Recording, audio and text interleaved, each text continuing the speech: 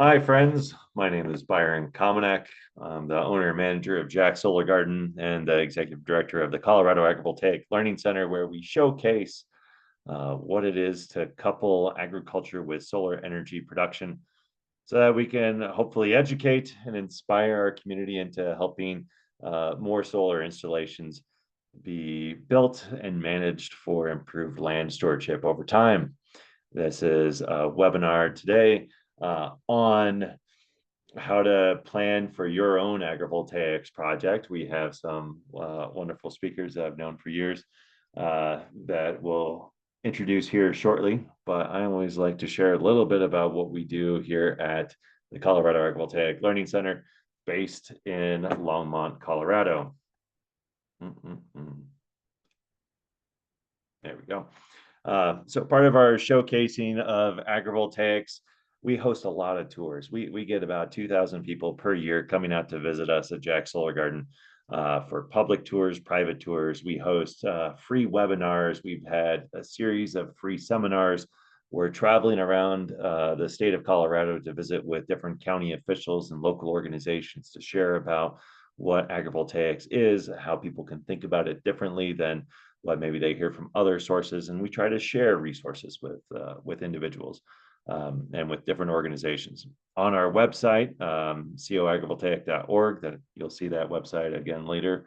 We have a variety of videos, online resources that people can use.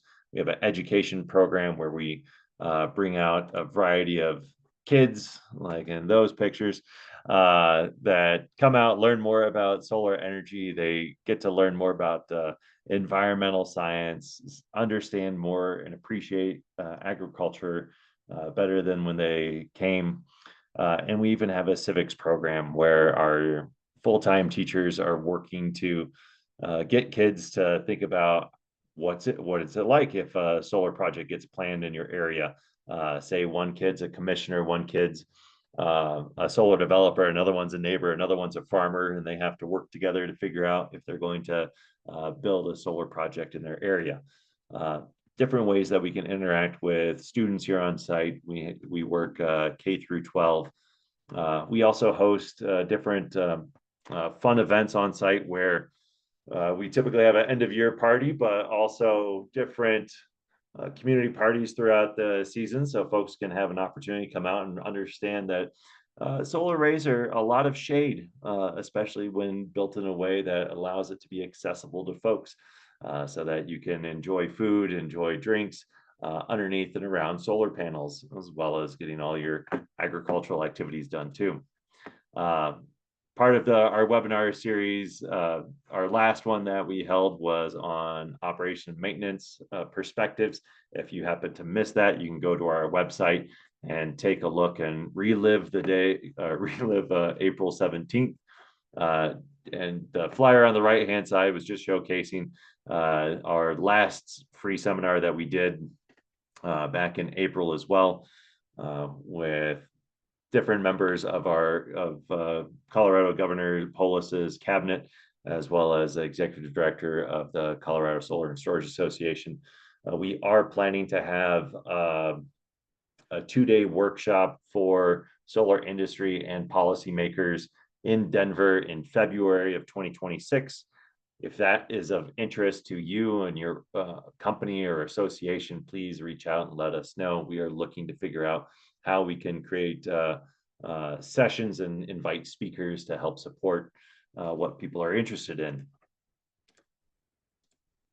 All of what we do goes towards the importance of agrivoltaics, that there are new policies, new regulations that are coming out that either help support it or potentially make it harder. There used to be the Lasso Prize and the Farms Grant Program that the current administration, my understanding, has stopped funding for. But there's also state programs around the country that are engaged with agrivoltaics, that are providing grant funding, deciding what is and what is not agrivoltaics. And these policies and how they are framed, how they create definitions are important, because once a definition is made, then people that if a definition is made that has money attached to it, then people will work towards that definition. So definitions are important. Figuring out how states, our federal government, and counties think about agrivoltaics is important to us, because that has long-term implications on how solar projects are built and how folks manage the land within solar arrays for a long period of time. To that end, we are creating resources available on our website. On the right-hand side, you'll see a couple of fact sheets that we put up on our website that have been there for at least the past year. A few more are there. On the left-hand side is something that is getting published this afternoon, the land use code guidance for deploying agrivoltaics in Colorado. This is a document that we have been working on for over a year and a half with planners, with different organizations around the state that have given us feedback on how we can create a document that supports local counties, local governments in thinking through what types of regulations that they would put in place to aid and to properly regulate the deployment of agrivoltaics here in Colorado. So if that's of interest to you, here in the next, I would say 3 hours or so, it will be up on our website, and we'll begin sharing it around the state of Colorado. Today's webinar is, again, how to plan your agrivoltaics project. We have with us Ian Ward of Solar Agricultural Services. Ian has been working as a consultant to support the development of agrivoltaics along the eastern seaboard. Nina Saborio is with Under the Panels in Georgia. She has been working to develop her own agrivoltaics project on her family's farm, and is in the throes of it, and can tell us what that's like of being a landowner and trying to build your own agrivoltaic project. To Sarah Mosier, who works for Savion Renewable Energy, and it has a large agrivoltaic site in Ohio, and be able to share with us images and talk about the challenges and the opportunities that she has seen with deploying and managing an agrivoltaics project in Ohio. So I'm not going to take up any more time. If you want to have our website, there it is, friends. And I am going to stop share, and I will pass it over to Ian Ward of Solar Agricultural Services. Ian, feel free to share screen and take it away, friend. All right, can you see this and hear me? Okay, awesome. I am so grateful and honored to be with you here today. Thank you, Byron, for that introduction. I'm really looking forward to hearing Nina and Sarah speak as well. We're all in this together, and that's the moral of the story here is, what does it take to do agrivoltaic projects, and what does it take to do them in a way that is reflective of the passion and the intent behind a farmer first, land first.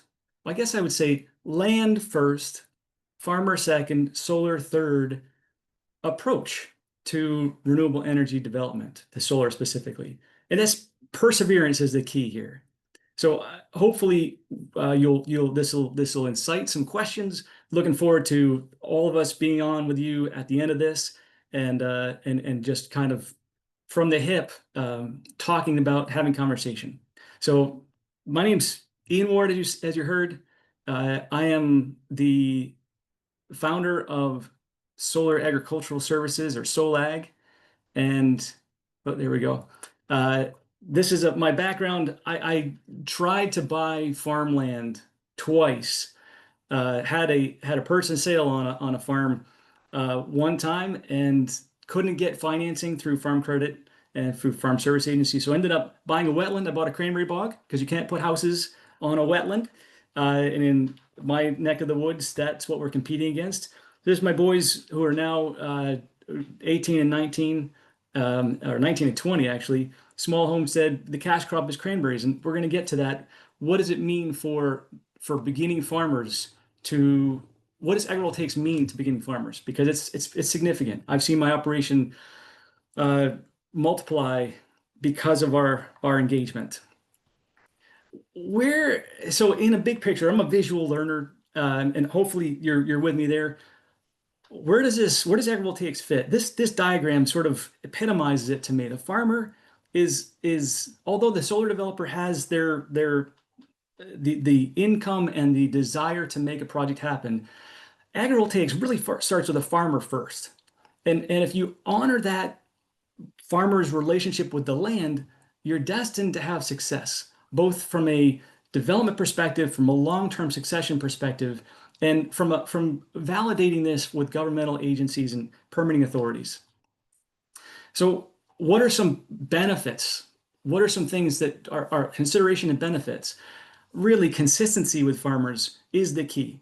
Farmers, yeah, there are beginning farmers. We're encouraging more and more to come. Um, but historically, if you think about where Colorado's at with the western slope, western side cattle ranches and cropland, and the eastern slope with your orchards, and the middle range, the front range, I guess you'd call it, with your specialty crops, you've got generational farmers. So what is what is currently being farmed on the land? What kind of agricultural infrastructure would is necessary to farm under the panels? Um, is there a water supply? Water's a big deal in Colorado. What is the water supply? Is there flooding that's occurred? Is there a way to integrate a different mechanism of irrigation, whether it be underground or above ground, rather than flooding? Questions to ask. It depends on what crop you're growing and where you're locating things, and that applies across the country, not just Colorado. I'm focusing on Colorado just because that's where majority of you might be at. But this is really knowing the land you're on and then knowing how the farmers have been working with that land. Historically, farmers rent, they pay for a lease. Um, Agrivoltaics flips that on its end. Agrivoltaics allows you to have two agreements, one with the landowner and one with the farmer. That tenant farmer doesn't get kicked off the land. They actually get paid to farm because they're doing vegetation management. That's a farm stipend. Vegetation management is in the form of growing crops. It could be raising cattle. So that is a different way of approaching, but it keeps the communication and the consistency going. Some things to consider as you're approaching this as a developer or as a landowner, as a farmer. If I can empower you to ask questions out of this webinar, then I've been successful, right? And we all have been. That's the goal here. This is a plan. When you look at these agrivoltaic plans, the spacing a little different. The height may or may not be different, but the spacing should take into consideration the equipment that the farmer is using. Or is there a way to have the project help fund different pieces of equipment that do fit under the arrays? And Sarah's going to show some photographs of some precision ag, smaller equipment that is really cool, that in where things are going with AI, the sky's the limit really for innovation there.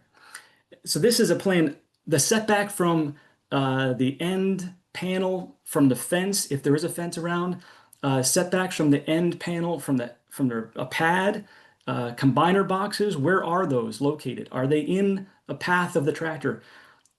This is an end result. What you're seeing here in this project, plan to end result, it took some years. It took a lot of planning, and it took a lot of working with the EPC contractor, and the end result was a successful agrivoltaic project, one of the first in the country. And what I want to show you here is that this is not just to any one crop. Like people ask all the time, what's going to grow best? The jury's out. Let farmers lead and choose what they will do, and have researchers validate what the farmers are already learning. This is an example of solar over blueberries, wild blueberries. Thought it was really neat to have an acknowledgement with the crew, the environmental, with the construction crew being understanding that this is a crop. And at the end of the day, the land is going to produce a crop, and it's up to us, everyone involved, to have to be considerate of the land, be considerate of the end value of that food going to people from a food safety perspective and an abundance perspective. So some basic construction best management practices, just think about the design. Are the electrical lines able to be buried? That's a big question. Is the construction crew aware that this is going to be farmed, that they shouldn't have glass on site? Because that could break, that could end up being, or clipping wires. They have a little bucket next to them that they take any wire clipping and put it into, so it's not laying on the ground and eventually making it into a potato or a cranberry or a blueberry or anything that's being grown, right? These are the considerations that we're reminding workers. And once they understand, there's a great deal of pride that the construction crews take in saying they're actually doing something that's helping to feed people. Protecting the soil health. Are we able to look at how we're constructing? Are we able to plant vegetation if it's already being tilled, like a lot of sites are in prime soils, or is it able to be vegetated in advance of the construction? Can we reduce the compaction to start with? What are we doing post-construction to reincorporate irrigation, reincorporate drain tile, things like that? How do we take the farmer's knowledge and incorporate it into the actual construction? Because they're our largest asset. This is an example of a project, agrivoltaic project, where there was grading. One of the first things that we try to do, that we don't try, we do, and that EPC contractors are coming around to, is let's not go to a site and grade it. Mother Nature put forth a beautiful organic layer on the top of the soil, in our topsoil, and farmers have been farming that for eons, right? There's a plow layer. Let's honor that plow layer that's there, and let's not just strip it and put it back, or strip it and move it around because we're trying to reduce the vegetation. We want to encourage vegetation. So there's technology today that allows for being able to not have to grade. So let's not. When you do grade, and when you're depending upon what area, and sometimes you can grow rocks. And we spent the entire season rock picking. That was not an efficient use of our time, but just an example of what to do or what not to do. Sorry, my mouse is a little bit jiggery here. So what's the benefit of not grading? Is you can leave what's there already there. If you're in the west or eastern part of the state of Colorado and other places around the country that there's already grass growing, or you planted a cover crop, leave it. These are the heavy use areas, right? Let's reseed those heavy use areas. This dramatically reduces the need for erosion control measures. This is an example of matting when there's a perennial crop. So cranberries and blueberries are not known in Colorado necessarily, but there could be other orchards and other things that are sensitive to compaction. What does it take to put forth a plan that reduces compaction in the first place? These are examples of matting that's already occurred. What is something that people say, well, is there anything different from a kind of a conventional array? Well, yeah, I mentioned it already. You bury cables, right? But also think about alignment. If you're driving down a row of panels with a tractor and you've got an implement that's fitting underneath the panels, as the panels, most of them are trackers going east to west. If you look at this combiner box right here, does it look like this is asking to be hit? Yes, right? So this is a lesson learned, right? Where the electrical contractors decided to put it in an orientation that was perpendicular to the row. If they had put it in line with the row, then it wouldn't be sticking out in the tractor lane. Burying of the cables, which is wonderful to do.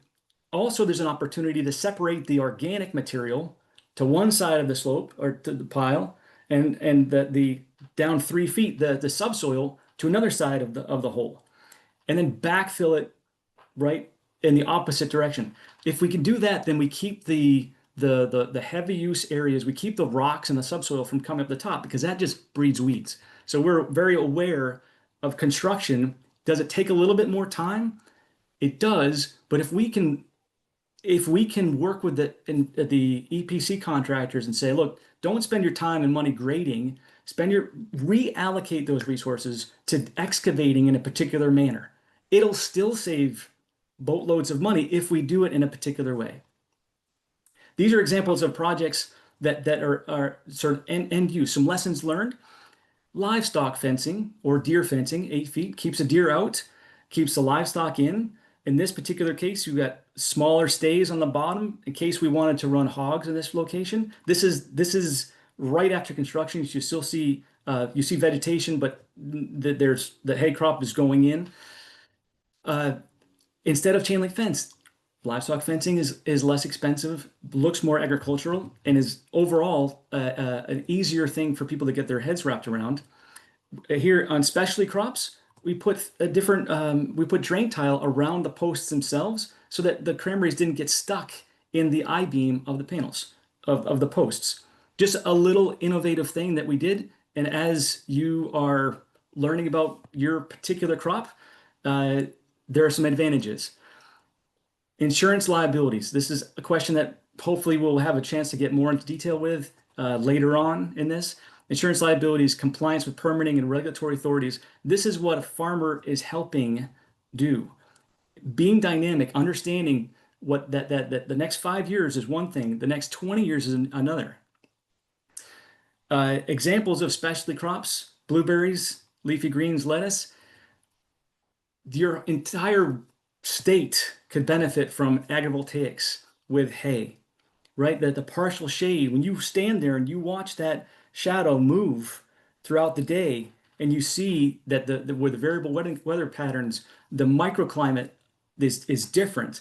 You can get a first cut, you can get a second cut. We're grazing after the second cut in my neck of the woods. So just wanted to what does this do? This, from a construction perspective, this manages erosion from a drip edge and overall off farm impact of the array. Really, we're finding negligible effects. Cattle. Colorado is a cattle state. Arrays, these are a bit higher, but arrays can be constructed so that they can accommodate cattle if they're tabletopped, if they're put flat, and that encourages regenerative practices, right? That encourages great mob grazing, smaller areas with more cows than maybe the USDA might say 1 cow per acre.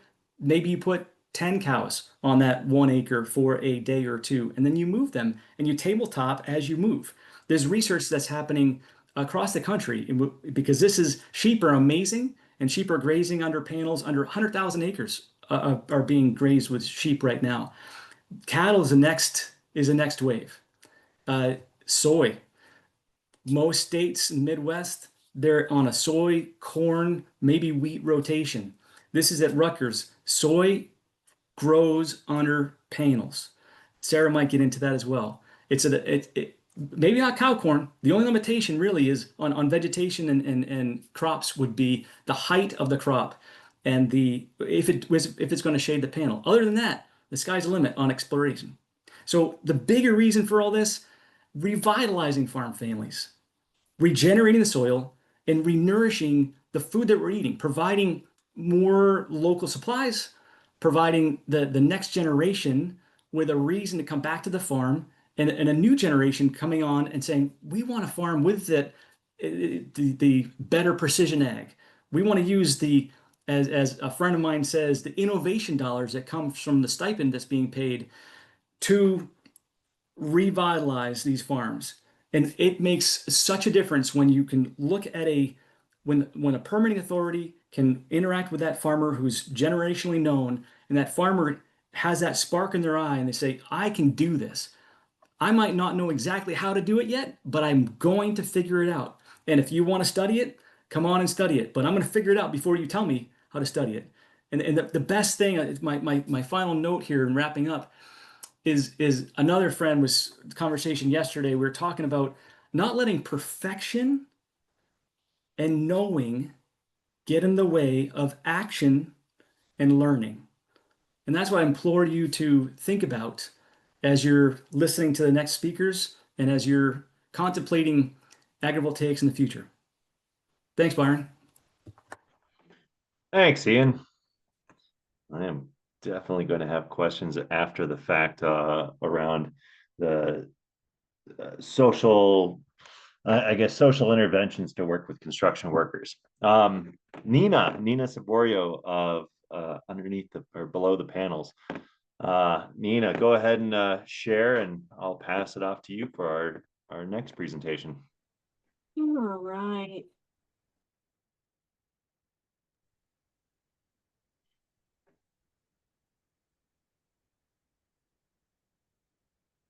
All right. So thank you, Ian, for that presentation. I met Ian last year at one of the conferences, and he gave me probably some of the best advice I've gotten along the way, which is get it built. Focus on getting it built because I can squirrel a bit. My name is Nina Saborio. We are in Jefferson, Georgia, and myself and my husband are attempting to launch an agrivoltaics array. It's called Beneath the Panels, and our slogan is charging the present and changing the future. I'm going to tell you a little bit about our vision and what we're trying to accomplish, and then I want to spend most of my time talking about our journey and where we're at. So our vision is to really inspire the next generation of farmers. Our community is predominantly cattle farmers, and we're seeing a lot of the farms being sold off, 135-year-old farms leaving the family, turning into subdivisions. So we want to empower the farmers. We also want to create this symbiotic relationship to be a demonstration site for researchers.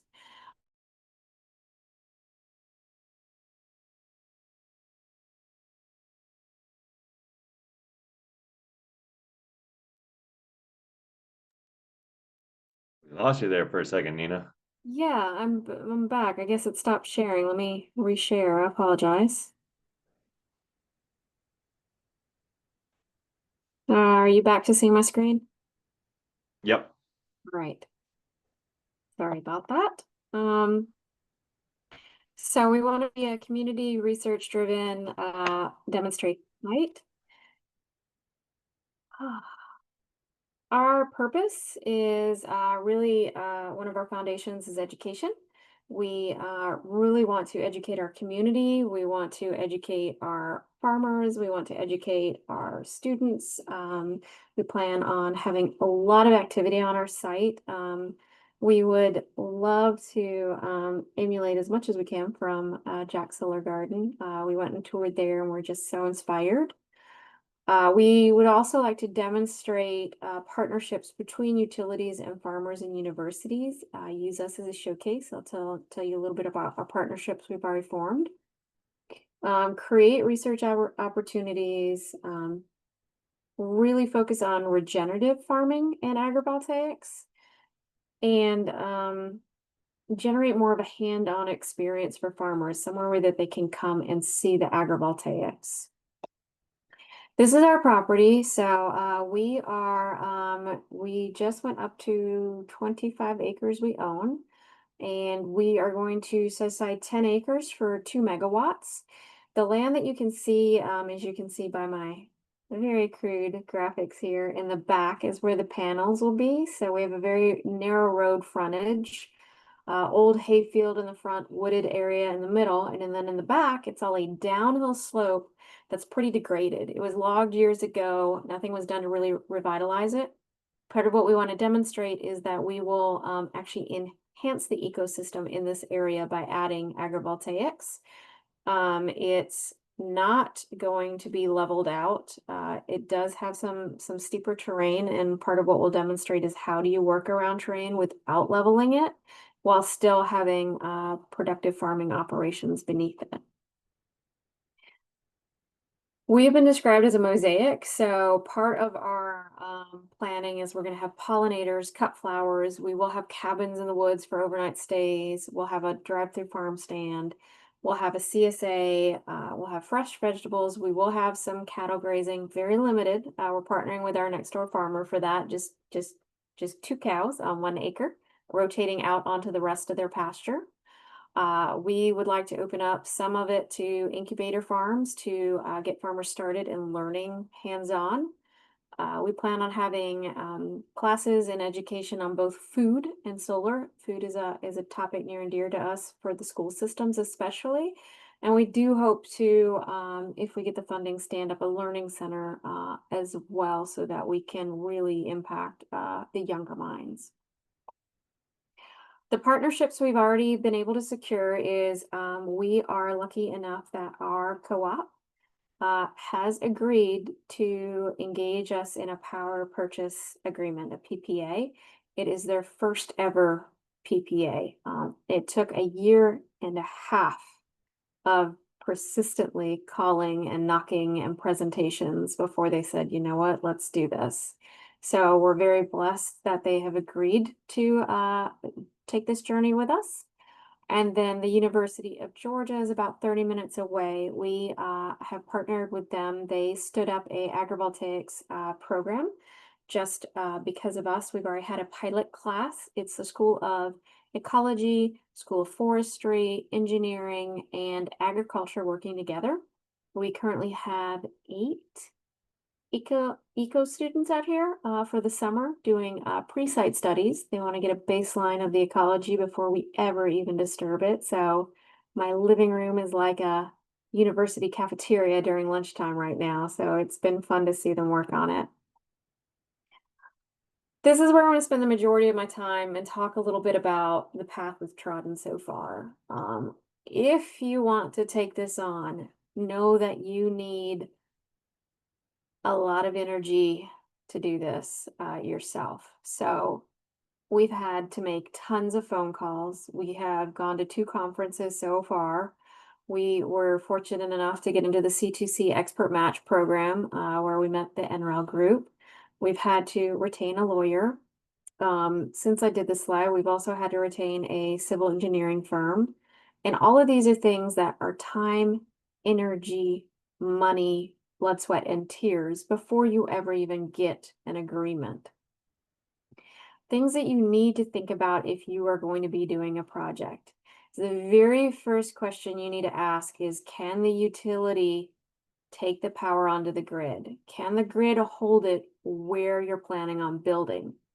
I'll never forget, we were at one of the conferences and one of the universities had built 4 different arrays, and 2 of the sites, the grid could not take the power, and they did not ask that question first, and they built the arrays.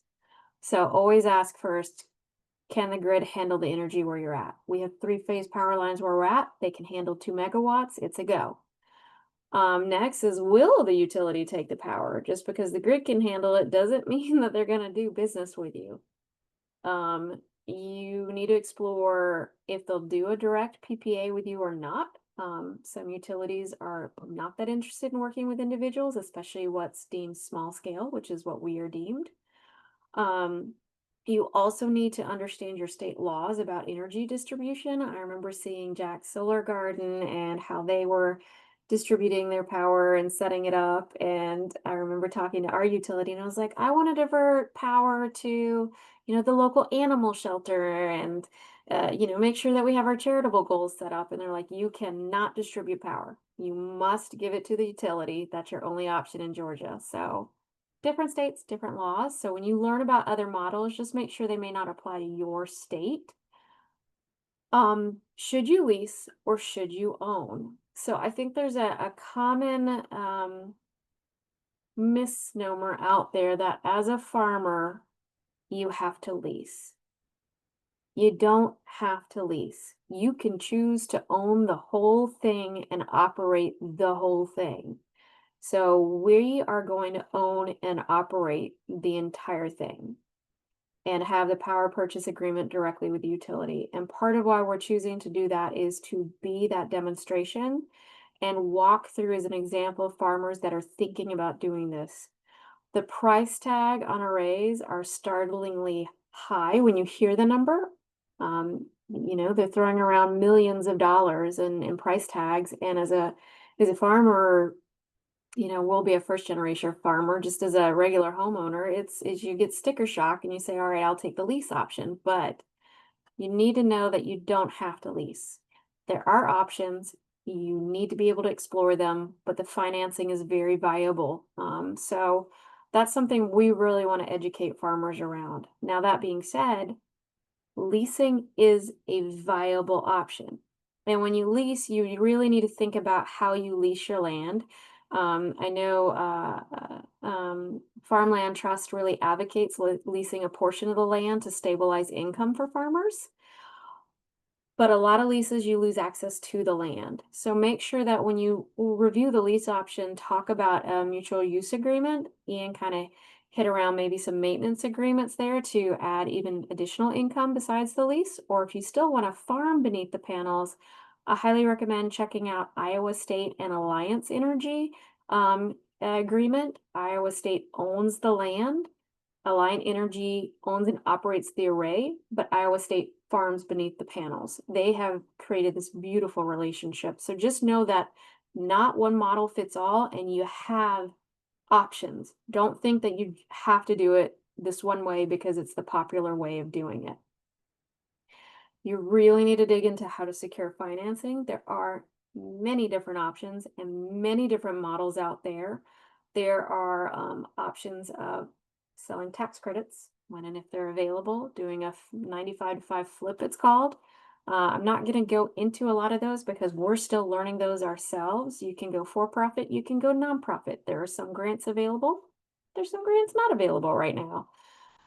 You can talk to your local banks, and then you can also just partner with experts, especially if you go the lease option that can take care of the financing for you. But it is quite a topic to get into and to try and learn.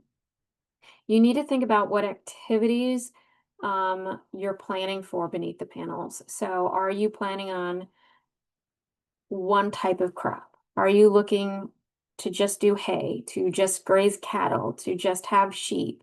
What are you trying to accomplish beneath the panels? And you really need to think that through before you design.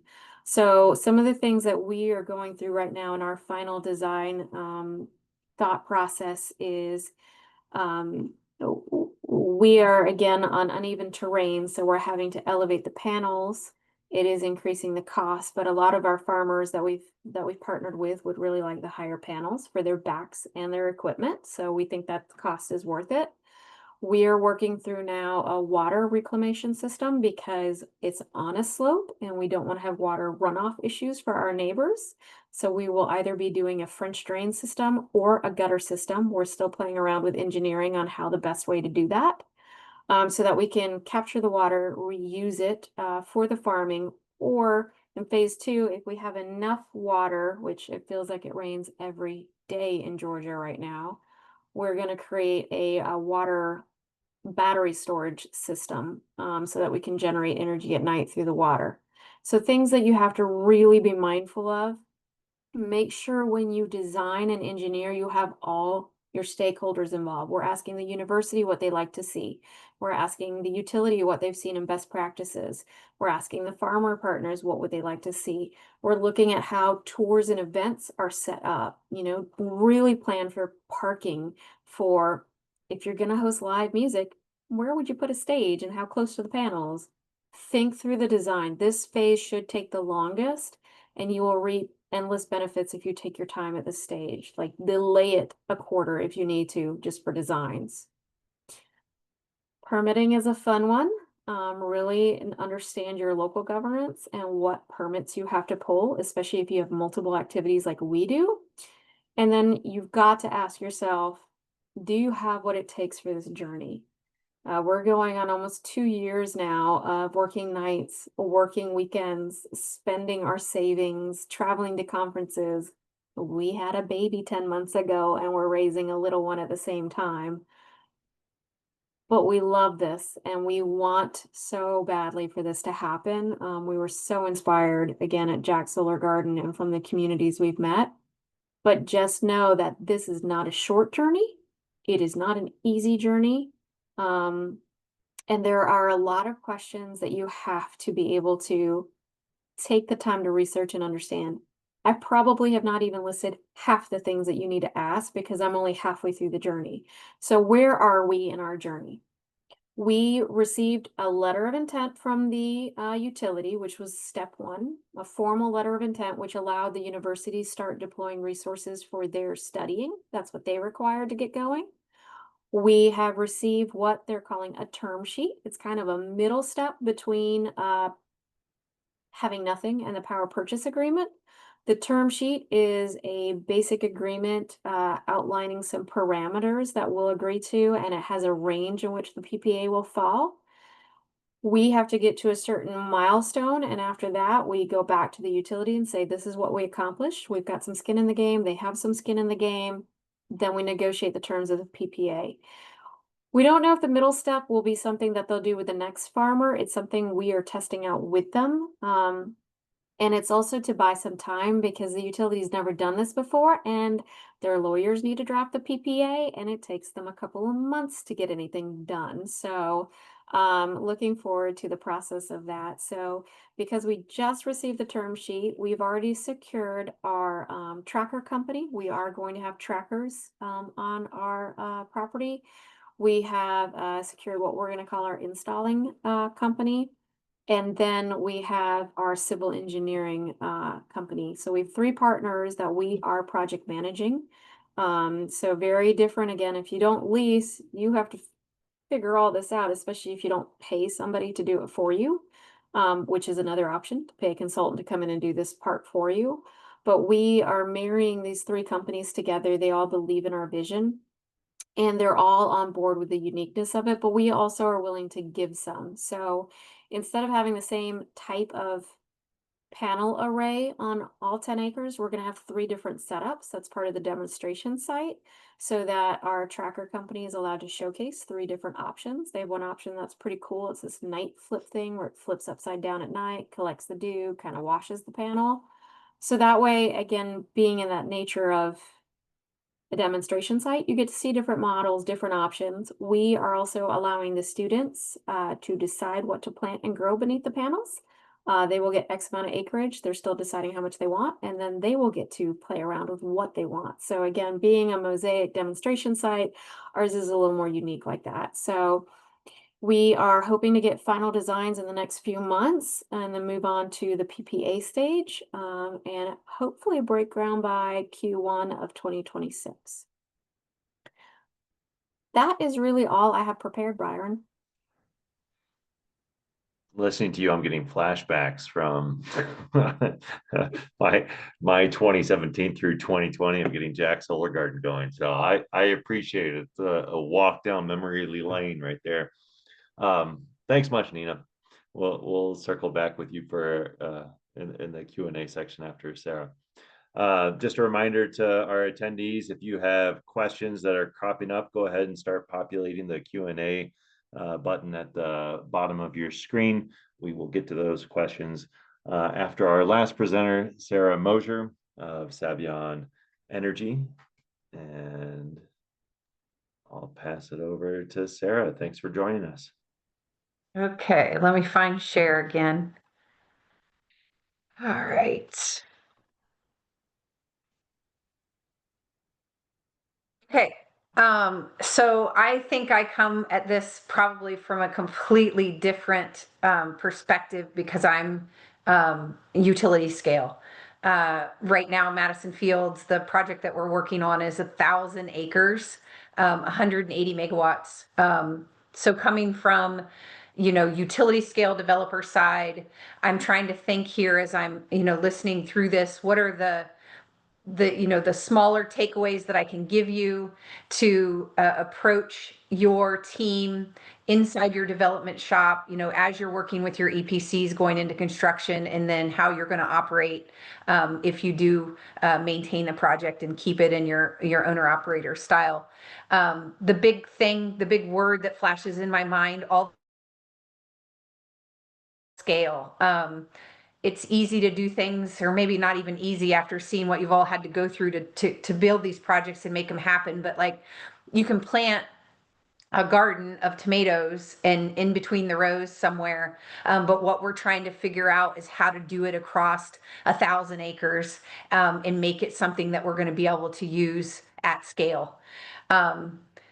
But a lot of the same principles that I'm hearing that we're challenged with on both Nina and Ian's projects are going to apply on the same side with utility scale. So first things, the getting it built, that's probably the best advice, Ian. That was wonderful to tell Nina.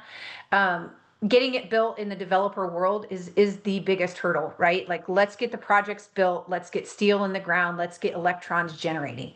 On the agrivoltaic side of the house, on the land stewardship side of the house, we need to keep our voices heard as we're going into that process, as you're writing permits, as you're winning over the community, as you're working through the process. You want to keep the land stewardship in mind, because if you don't take care of the land, you're never going to do agrivoltaics on the back end. But you do still need to get the project built. So we try to think in terms that are practical, that are scalable, that aren't going to break the economics of the project. Raising the panels to 6 feet usually is not going to cut it. That costs way too much money in steel, and you're asking for something that's just never going to work because the project's not going to pencil and it's not going to get built, right? So we're trying to figure out ways that we can afford it and we can make things happen that allow us to farm it on the back end. Probably the recurring theme that I heard, Ian say was bury the cable, take care of the topsoil. You're going to hear me talk about drainage a little bit, consider the drainage, and the design. Nina brought it up a lot. So you can see here the picture that I'm sharing. The spacing in the utility scale projects in Ohio and in the Midwest is actually suitable for farm equipment. And it doesn't even need to be special farm equipment. A lot of your, farmers will have a 10-foot, 15-foot drill. You have smaller tractors, things that fit through the solar panels. So you don't really have to get too crazy on changing the design of the layout of the panels. So you can work with that. When you get down into the south, Arizona, I know the panels are closer to the ground, closer together. So it might be a little bit more challenging, but you can find implements that are, 6 foot, sometimes even smaller. It'll just take longer, I think, when you're planning it at scale. So, but this works for us in Ohio. The other part that I want to point out, and let me see how I get to advance here. Figure it out. All right, is that there are open areas in the solar panel or in the array. So you can see here in this picture, this is a 15-acre circle that's open. There's a 64-acre strip that goes through. I think you can see it better on the next picture. You can see this big strip that goes through. So the first advice that I would give to anybody in utility scale solar that says, hey, I want to do something inside the fence. I want to grow crops. I want to get into agrivoltaics. I want to start learning. Use the area that's outside the array. It's inside the fence, but it's outside the array. That would be perfect also for cattle grazing, for sheep grazing. You just have to fence it off, get your water right. So you've got areas inside the fence that might be usable. The next thing, bury the cable. So this is your traditional cab system line across it. How are you going to get in there to mow it? That's probably why this picture has not been mowed, because it's difficult to get in there. Zero turns work, but it takes about a month for 7 guys on zero turns to get through 1,000 acres. So they're going to get done and they're going to have to start right back over again. So you'll look at companies going to skid steers that can turn, and it really becomes a challenge even to mow the site when you've got the cab above ground like this. So that if the DC is going to run across the alleyway, you want to try to get that out of the way and you want to bury it underground. Next one, Hickenbottom drains in the middle of the alleyway. You see a combiner box down the alleyway. This is something Ian brought up. Try to get obstructions out of the way. I can't drive a tractor through there if I'm going to hit something.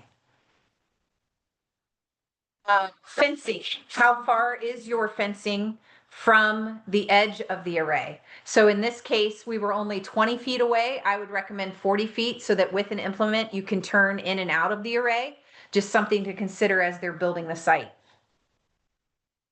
Drainage. In the Midwest, you got to be thinking about drainage. So there's pattern tile, you've got laterals you're going to hit, you've got mains you're going to hit. You need to make sure that you are thinking about drainage proactively and that you have a plan for the drainage once the site has been graded and it's been built upon. So think about drainage, because if it's too wet, you're not going to be growing anything. You're not going to be mowing anything. So drainage is a big one to consider. All right. That's those are the basic three: bury the cable, consider the drainage, remove the obstructions.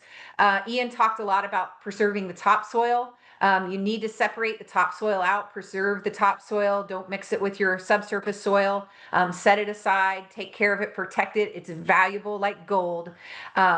Do your grading, take care of what you need to take care of, put the topsoil back on and revegetate. And then another good one that was brought up to me just recently is remembering to stabilize the site prior to construction. So that has a lot to do with timing. I recommend once you get done with harvest, you seed a winter wheat or a rye, something that's going to establish quickly and it's going to grow. And as long as you can wait, going into construction, November, December is not ideal.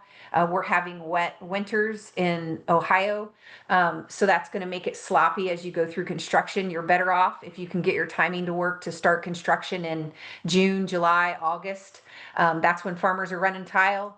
That's probably the best time to be out on there, putting in your roads and getting your grading done. So it's also a good time to put your drainage system in. So if you can do your grading and then add your drain tile, it'll help keep the site dry for the construction team while they go into construction. So I'd recommend, putting those designs together, knowing where your piles are going to be, run your laterals, then run your piles in, and you're avoiding the laterals because you're using all the Gucci GPS that works to help us avoid that. Let's see. Another thing that I guess I've got notes down here in front of me. Sorry if I keep looking. The budget for land stewardship, for revegetation, for intermediate vegetation, for stabilization.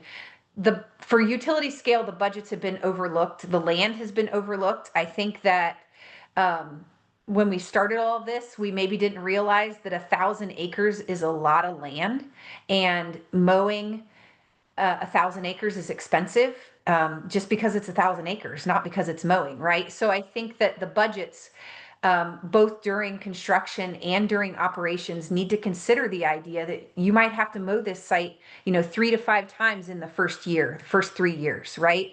And I mean, you heard me say 7 zero-turn mowers going through it, taking a month to do it. I mean, you're talking significant cost to have to mow the project. So I recommend just planning the money in there, and don't go into it with a blind eye thinking that it's going to operate for free, or it's not going to cost money to manage the vegetation during construction and once the project is online.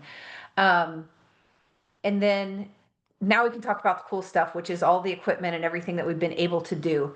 And I think this is a point that Ian made, is like, if we can work access into utility scale projects, we can get teams out there to learn, to figure out the solutions. Farmers figure it out. They fabricate equipment. They will change crops. They will change farming styles. They will learn.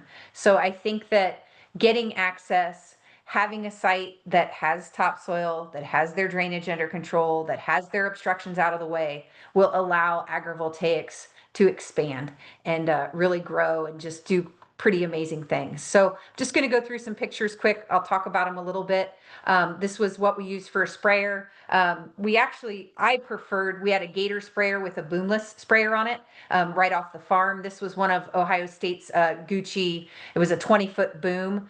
We ended up going through it and putting up one boom and just having one arm down, because we were worried about hitting the panels. So even though we had 22 feet pile to pile, we wanted to make sure that we were off the panels. So you can see it's a little tight there. This was our planter for our soybeans.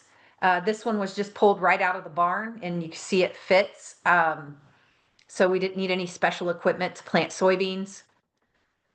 This is just the other angle for it coming down through. We just kept the marker arms up, and that was able to go through and plant all of our soybeans. This is the chopper. So a point that was made by our mow crews is that if there's no obstructions, you can mow it with the chopper. You don't have to mow it with a zero turn. You'd have to mow it with the skid steer, and you can go through it a lot faster, right? So you save money on labor, and just your veg maintenance is cheaper by burying the cable. So you get some of that money back. Again, just another angle. This was some of the area that we planted outside of the array. So we had sweet corn growing, we had field corn growing, we had soybeans growing. You can kind of see it all there. And then the arrays to the north and to the south of it. So that was the year one. There's just some of the sweet corn. Soybeans, we had about 40 bushel an acre soybeans. We went through a drought last year, so that was pretty good, pretty comparable to all the soybeans around us. There you can just see some pictures of our soybeans growing in the panels. This was the piece of equipment that we used to harvest our soybeans. It's actually a rice combine from Japan that Ohio State had. So it was smaller and it fit down between the rows pretty easily. Right for this year, we're actually looking at, a regular style 95 series John Deere. It will fit. The issue's the head. So the grain table, the corn head that we use is going to only be, 10 to 15 feet. So we're working on getting that together so that we can go quickly through the panels. Here's some crimson clover that we planted. We tried a bunch of different cover crops for the soil health. I think it looks beautiful, so I just wanted to share this picture. This is our haybine coming down through. We had a lot of forages planted on site, and so you can see just regular tractor out of the barn pulling a haybine right through.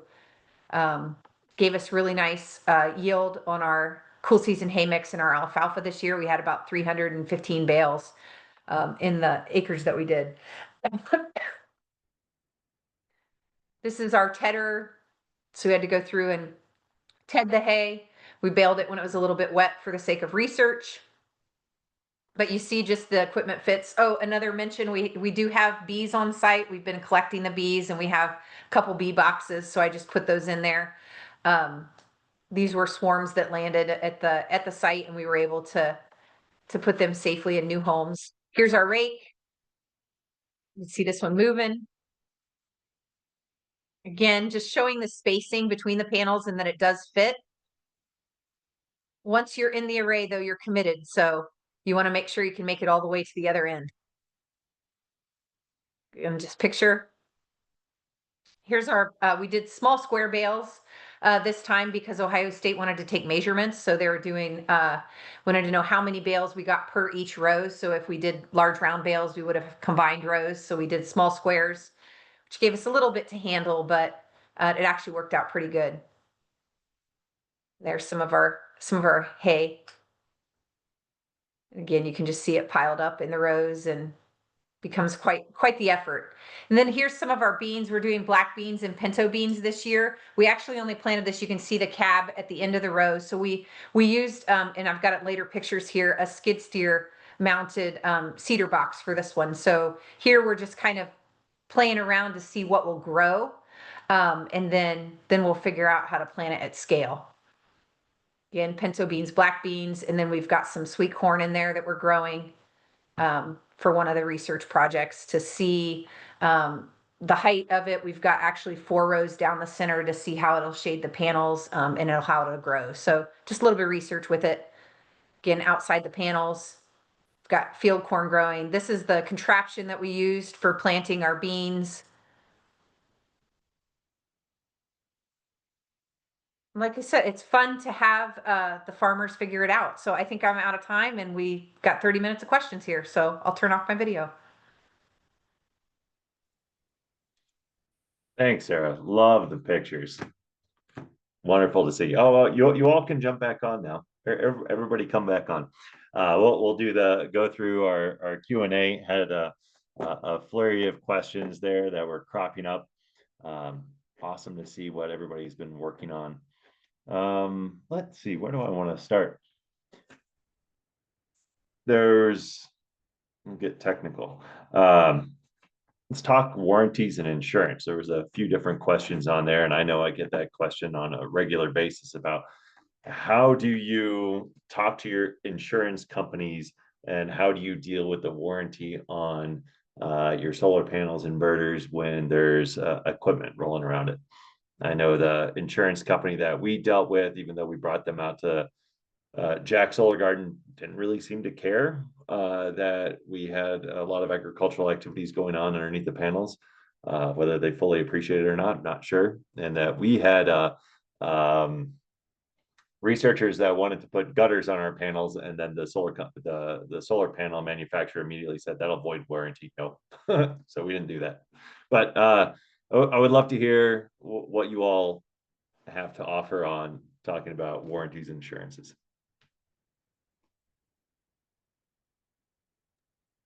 I can go first, I guess, from and maybe Sarah could talk, or Nina, who are more on the material purchase warranties. I could talk about the insurance aspect of things, and that most of the farmers in our neck of the woods anyway have Farm Family, which is now American National, and the the farmers get insurance and solar developers get insurance. The idea of the blending the two was considered a risk, but once we actually sat down with them and said, "Look, this is what we're doing. We're farming onto the panel." The one of the executives of Farm Family American National sat back in his chair. Is like, "Look, I guess what you're saying. We insure people in a dairy barn that may or may not be qualified to operate a payloader that could hit a structural beam that could take down the barn, killing the cows and the people in it. Not a lot different than operating in the open air with steel posts and panels that are in the way. Yes, there's electricity. That's the only difference. But there's they said insurance wise, it's the same. So we have a general liability policy, we have a workers' comp policy, we have a pollution liability policy. All the things that we had on the farm, there was not much of any additional premium to have them under the panels. Want to say the name of that company one more time for our listeners? This particular company was formerly Farm Family, which is now named American National. Thanks. Useful. Sarah, anything you want to add there? Yeah, I mean, the contracting has probably been the most difficult part with, figuring out how to get access for, shepherds, farmers, ranchers, whatever, to come on site, right? And I think that's, at utility scale, it's not something they were used to. We ended up creating an entity, we call it Between the Rows, that it kind of holds the hand or subcontracts the farmer out. So it's like once removed from what we were doing. That's one model that a developer might use. Another one is we're working a lot with Curtech for vegetation management. And I know Curtech is willing to, sub people out, or to have something like that fall underneath their scope. And see, they're already vetted for, the larger scale MSA safety, they're reporting, they're doing all that. So usually they can get cleared. So finding an entity that does have permission to be on, and then allowing them to do some of these practices. We have a pretty intense, HSSE safety plan for it. So it's just really doing a lot of that, risk assessment, working through it with the farmers, working through it with, the people that are going to be on site, and just making sure everyone's safe, right? So you go through the process. It's just like a checklist on an airplane. You just got to make sure that you do the processes. And we haven't seen issues with the insurance companies saying that it's not any different than farming, right? And really, it's like, kind of like Ian said, like, I'm more worried about damaging my piece of equipment than I am about the solar panels, right? Like, I don't want to hit my combine. It's worth more than a couple solar panels. So, that's one of those things that we haven't seen be a problem. I think it's more just the idea of doing something that hasn't been done before, right? Somebody doesn't want to dig in and ask the questions, or doesn't really want to dig in and get the answers. They just say, "Oh, we don't know how to do that, so we quit," right? You get it. Yeah. So I hear that sentiment quite a lot, Sarah. I appreciate you stating that. I had one question here from Elizabeth around what were the resources that really helped you all out in getting involved with agrivoltaics and figuring out how to plan your projects, or work with clients, and for everybody. Click on when you're ready. I'll go first on that one. I think the most helpful thing along our journey has actually been going to the conferences. Solar Farm Summit is coming up here in August in Chicago. And we went to the World Agrivoltaics Conference that was in Colorado this past year. It was in Germany this year, I believe. But going to those conferences, you meet so many companies and so many people, and just building that network of people, you can pick up the phone and ask your silly questions, or pick up the phone and cry and say, I hit this roadblock, now what? So for me, it's the people networking aspect, just meeting people that you can pick up the phone and call and just ask. So that was what was most helpful for me, was going to the conferences to meet people. For me, it was spending time on site. So being on site, I mean, I mowed one day for like 10 hours, right? And then you start to realize the scale, right? And so you're out there, you're realizing things you didn't realize. Oh, this is really tight, I can't make this turn, or oh, it would be helpful if we would move this over, or what if the panels talk to the tractor and they would stow, things like that. And you're just like, oh, these are cool ideas. So I would recommend people get in the field, go on site, be on the ground, go work with Byron, right? Like, you really put your hands on it, be out there and see it. Don't do it from a desktop. Totally agree. Totally agree.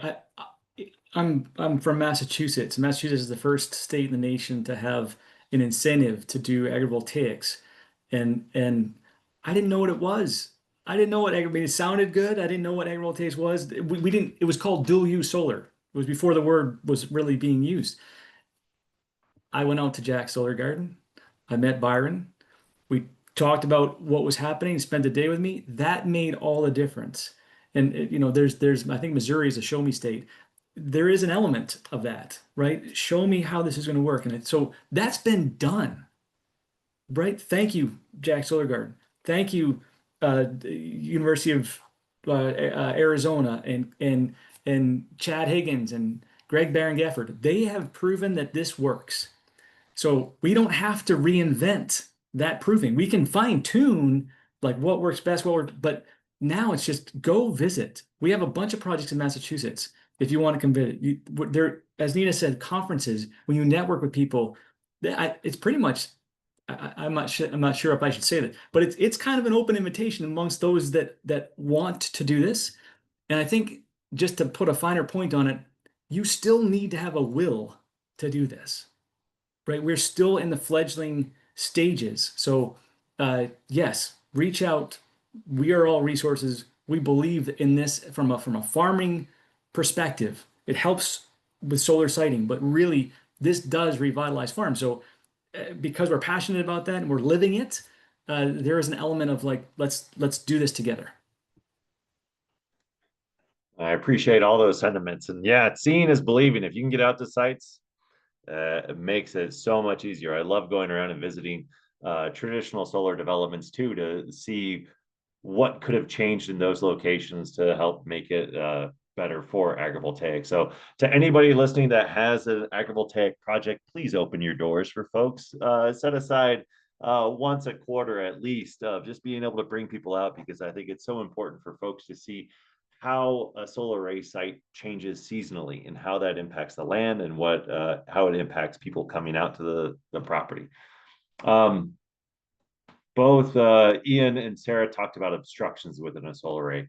Can we just rattle off a bunch of the different potential obstructions that construction teams could put out there, or electrical designers, or the civil works teams put out there, not thinking about it being for agricultural uses, but just thinking about getting projects done quickly so that our attendees can have that list in mind. Folks, get out your pens, get ready to write this quick, of all the different potential obstructions in a solar array. Who wants to start? I'm looking at you, Sarah. You Yeah. start and I fill in the gaps, and Nina can too. Well, your cab lines, your drive shafts for trackers. I know a lot of people aren't using that anymore, so you don't want those. Combiner boxes, sectionalizer boxes, drainage, so Hickenbottom drains or any style of drain that's gonna block your path.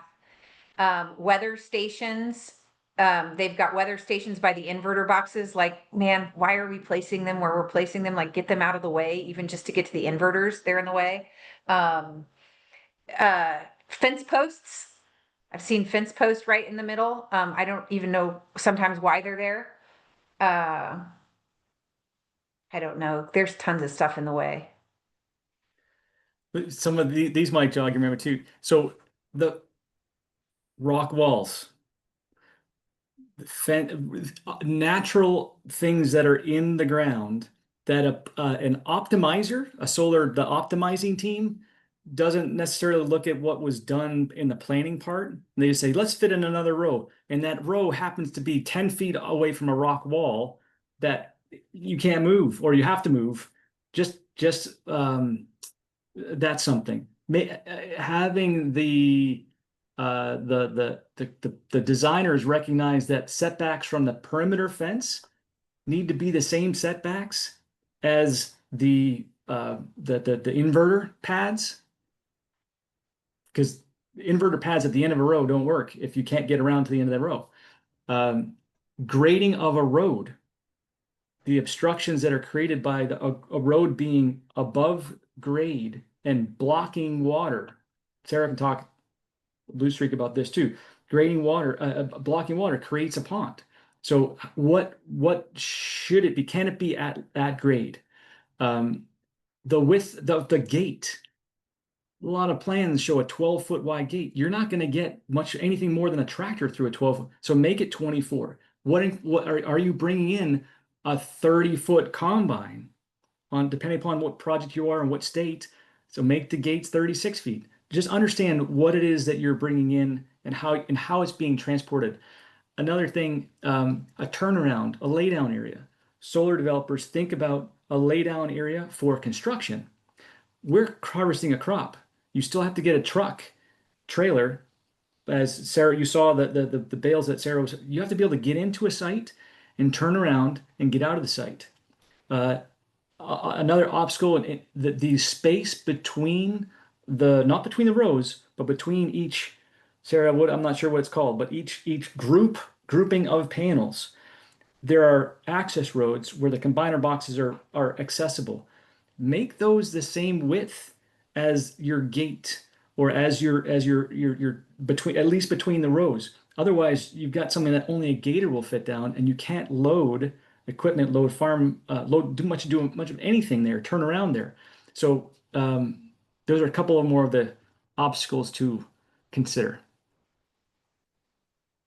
I would tack in vegetative screening too, of if people are planting a bunch of trees along the side and they don't think about that turning radius, just like I run over a handful of my raspberries every time I go to the end of the row with a tractor. So yeah, we planted that one a little bit too close. Well, and it's not always obstructions, but like not lining up the rows, right? So if an array, like one block is offset from another, you go down it and you can't make that jog to turn when you've got an implement on it, right? So you need to line it up in a way that's intentional. I appreciate y'all running through that. Ian, you brought up at the beginning about working with construction teams. It sounded like you were thinking through the social aspect of creating pride amongst the construction workers so that they would do their job more diligently so that the land could be better utilized in the future, of removing trash or thinking of, we talk about not having private vehicles rolling all over the place. When you want to go to lunch, you drive from that one spot where you just stopped all the way out and back and forth, creating compaction. I'd be curious about and to Nina, how you might think about this, to Ian and Sarah, how you have done this of working with the construction teams to get them to buy into how your vision of the future for the site. You want to go first, Nina?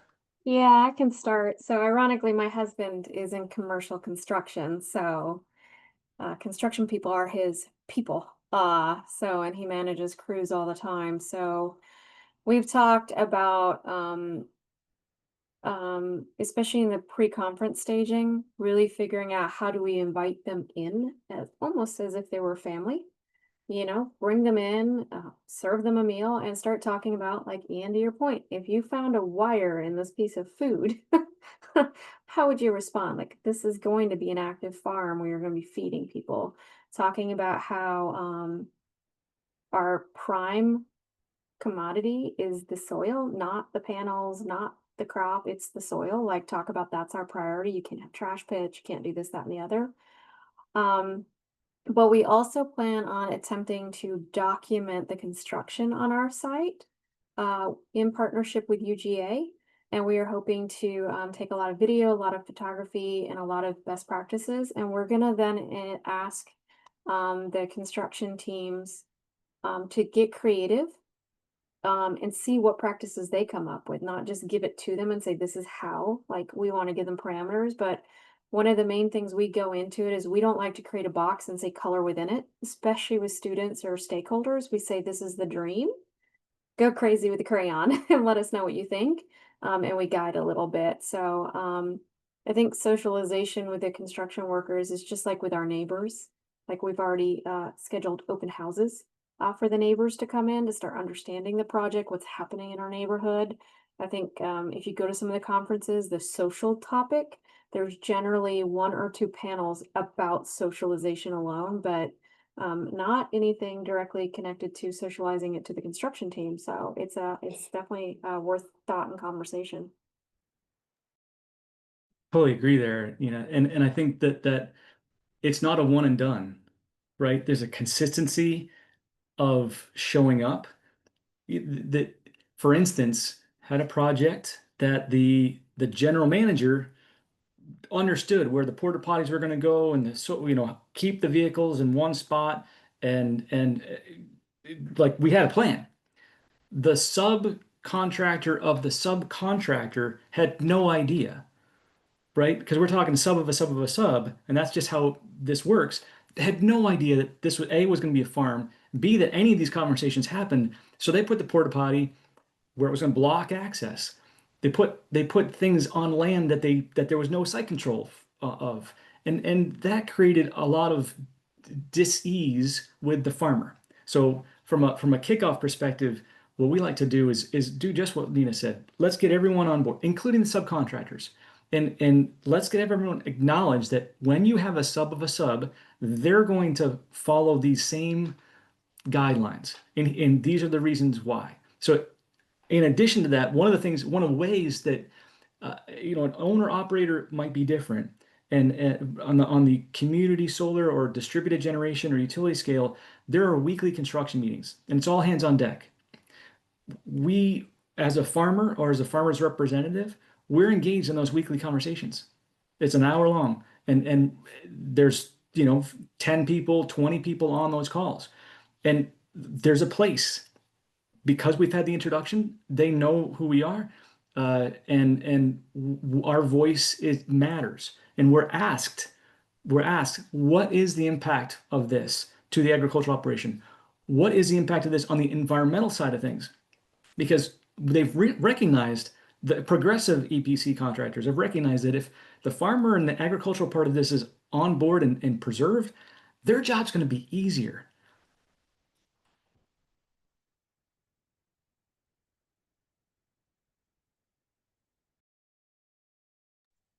Anything to add, Sarah? You I can think pass. I'm not as hopeful, I guess. My thought is that you've got to monitor them through construction the entire time and keep your eyes on them and have a subject matter expert there that watches them like a hawk, to be honest. I think that That's the weekly calls. Though it goes both ways. It's not necessarily they're asking. It's more like they were informed that they've got to work with us, and then we become a valuable part of the team that they eventually start to appreciate. I think when a developer or an owner establishes that the land matters, or that they do want to do agrivoltaics, right, that they need to enforce it. And they need to make it a priority. So you need a subject matter expert there A lot of the EPCs are not trained in it yet, right? So you need to have that OE that's sitting there watching them, advising them, evaluating it. You need, uh, um, I guess, punch lists, items, right? Things that they're held accountable to in order to keep things going the way they need to be. I like this tiered approach that we have here, from feed them to be on the weekly calls to get on top of them. There you go, folks. I mean, it's a spectrum, and you can do all of the above. It's not just a one and done. We don't have a ton of time left, but I something I get asked a lot, and I would love to hear your thoughts on it. What would you do differently? Like Sarah, you have your massive project that you work on, and you manage a bunch of bales out there. I would love to come out and help you out with baling sometime. To Ian, you've worked on a variety of different projects, and you're interested in, and you have more folks that you work with, and you're carrying over those lessons. To Nina, you've already you've been coming along over the past year and a half, and I'm sure there's already a handful of things that you're like, oh, maybe I could have done that differently. So what is it? What comes to mind when I say that? Because there must be something that bubbles to the surface. Now I've got a quick story I can share. Just be mindful when you're creating your partnerships. One of our meetings with the utility company out here, there's a very large company that most of the contracts go through. And the utility company started to say, well, we'd like to partner with them and have you work with them directly. And I cut the guy off completely. I said, we will not do business with that company. They are not aligned with our morals or our model. They do not believe in the farmer. They won't even call you back. We've been trying to call them for 6 months. It's the feedback of the community. If you don't have thousands of acres, they just don't care about the farmer. And the guy's kind of looking at me because I was very abrupt. And he goes, we are owners of that company. And I didn't know that they had ownership in that company. But they appreciated the feedback. It did not kill the project, but maybe be diplomatic and make sure that you research fully the connections. But that I definitely put my foot in my mouth on that one. And just know when you make mistakes, you're gonna bounce back. It's okay. Have a cry, have a margarita, get over it, keep going.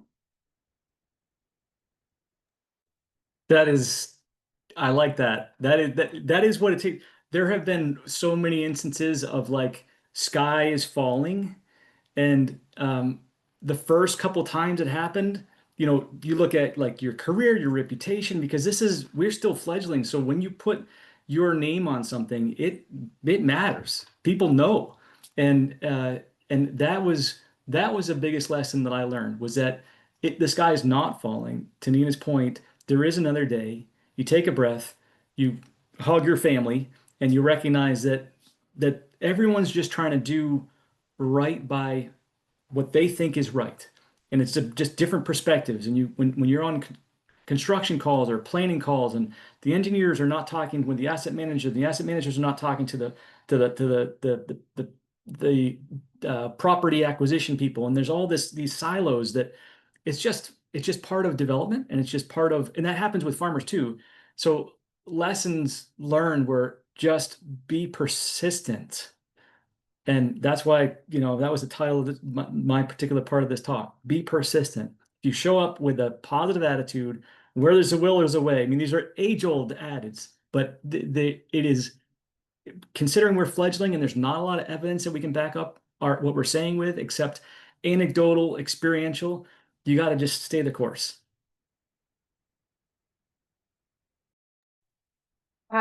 I think for me, I probably never would have used the word agrivoltaics. I feel like it was kind of this like sexy buzzword, right? That got people interested. But now I feel like everyone is concept, meaning confused, like the construction guys, they hear it and they're, oh, this is foo-foo, agrivoltaics. And if we would have just started with land stewardship from the start, and we would have really honed in on the idea that you have to just take care of the land. I mean, take care of the land first. It's kind of like the idea of get it built, right? Get it built right. Get it built right, and then we can do something with it, right? And I think that that's probably where I would go back and just start preaching about how we have to take care of the land. I appreciate that sentiment, Sarah. I think when I give tours these days, I don't even mention agrivoltaics over 75 minutes. We're just talking about land and solar energy and all the different things that you can do with the two of them. We're just growing crops underneath solar panels. That's what I say now. Hey, you have any interest in growing a crop under solar panels? The word is just it sends people off on a path. 100%. 100%. Appreciate you saying that. Maybe one more we can squeeze in here. How do you design for the long term when you know that a farmer wants to rotate crops and those crops are of different heights? To me, that thinks about like diversity of agricultural activities, where maybe one year soybeans is going to bring in a good chunk of money, but maybe corn is going to do it the next year. Or what if there's a disease that goes through and it knocks out all of the strawberries in the country, so you can't do strawberries? Are you going to switch to raspberries, or was the site only designed for strawberries? How do you all think about being able to design systems for that level of flexibility? This goes That's right. back to what we just said. This is too complicated, right? Get it built first. Let the farmer decide. The farmer's going to grow what he grows, and it's whatever works. He can change it to a taller crop or a shorter crop or something different, or say, hey, I'm going to switch to sheep. But you got to get the project built first. If you get wrapped up in these questions, you're never going to get it built. You're going to scare your construction team and they're going to run away. So It goes back to like that what I say when I wrapped my part of this. Let's not let perfection and knowing get in the way of action and learning. We'll figure it out. Farmers will figure it out. There's Yankee ingenuity. Like that's just ingrained in our blood. No pun intended, Ian, there. Our strategies go tall. We'll see how it works out. We're only 2 megawatts, 10 acres. I don't think, like to Sarah's point, I don't know that price tag will work on a utility scale, but our method is to just try and go tall and see what happens. For us, thinking about just get it built, but with stipulations on how you get it built. Like we talk about accessibility here on the farm, from removing those obstructions that Sarah and Ian were talking about. The panel height, if you're able to put it up a little bit higher to what Nina's talking about, it helps it out. When I'm 6'5", ducking underneath 2-foot panels makes it real hard. To good wire management, folks were talking about burying your cab lines. We talk about keeping it tight and flush against any of your infrastructure, so that there's no loops or no loops or hoops or anything where a hoof, a horn, a hoe could attach onto to cause damage to a person or a machine. We talked about land degradation, from the storing of the topsoil to just not beating it up to begin with, to keeping the land vegetated throughout the process. Just a handful of simple things that can be done up front that helps make a site accessible and usable by farmers. As Sarah noted, let them figure it out. Get it built, let them figure it out, but use some standards on how you get it built so that it's useful for folks thereafter. Wow, I enjoyed this. Thank you all so much for joining us. I look forward to being invited to agrivoltaic sites at each of your locations and getting to see what you all do. And you all are most welcome to come out to Jack Solar Garden. For all those that have been attending, thanks for spending the past hour and a half with us. This will be has been recorded, and it will be up on our website within the next 2 weeks. Thanks much, folks. Take care. Bye all.